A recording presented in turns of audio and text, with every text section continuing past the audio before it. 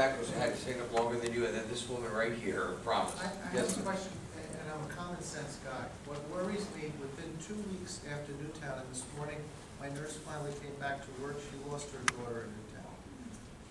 How much was cut from the hospital budgets in the state of Connecticut that affected mental health and uninsured? The governor basically cut was $20-something million, $30 million, and that's going to affect mental health, $130 million, and what's going to be for the next 3 years? I want to know how much was cut from prisons going forward the same way. See, what I'm really worried about, and I feel bad for anybody, you know, I'm more worried about drunk driving because I have to tell you, every time somebody takes a drink and gets behind a car, I think it's much more dangerous than any gun in anybody's hand, and that's what scares me truly. So I'm looking and saying, we're confusing this issue a little bit because we're not looking at what's happening in the state from an economic point of view to help the mentally ill. We're going to have more people that have an opportunity to maybe knock you on the head, take your gun away, put it on the street, versus it's impossible to eliminate it entirely. So we're trying to solve a problem 100% that can't be solved. Dr. Liu, I'm so glad that you brought that up because one of my biggest concerns has been that they closed Fairfield Hills Mental Health Institution in Newtown.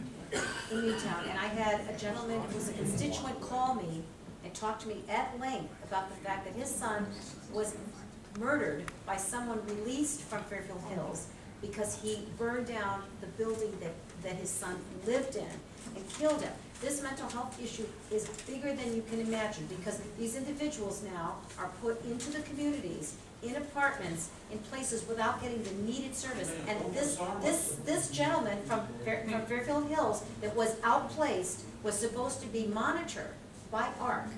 And they didn't do their job in monitoring because it's nearly impossible when you disperse. And so we have to have a politically incorrect discussion about the fact, have we gone too far to save money and to be politically correct when there are certain circumstances, and I know many families that have either children or family members that have schizophrenia and are very violent and they're afraid and are not getting the proper services. So we have to address that, and that has been lost, unfortunately, through this gun debate, because we do have a mental health crisis, and it is in all of the communities. And I must tell you, I represent Bethel as well as New Canaan, and in the town of Bethel, many of the individuals are outplaced to both Bethel and Newtown and those surrounding areas. So thank you for bringing that up.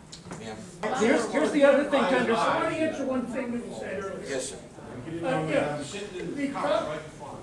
The comment that was made earlier about no laws that are being proposed would have had any effect on saving lives. I'd like to comment on something you said earlier, that there is a law that's being proposed that would limit the possession of guns by anyone with someone under medical or psychological conditions in the house. No, someone who is involuntarily committed. Yeah. Or voluntarily committed. Where that would come into play in Newtown was that the person who did it tried to buy a gun legally, was told there was a 3-week wait, wouldn't put up with it, went home, broke into his mother's gun cabinet, and armed himself, and then proceeded to put it on. If the mother had to store her guns off-site while that child was in residence, then that wouldn't have happened. And I'm not saying take the guns away, I'm not saying you have to turn them in, but store them off-site. It's that there are ways of doing things, but that would have specifically, that bill would have specifically saved those kids. Right now, there's no bill that calls for storing them off-site. It calls for storing them under lock and key if you have somebody that meets the description you just described within your household, or know that they should.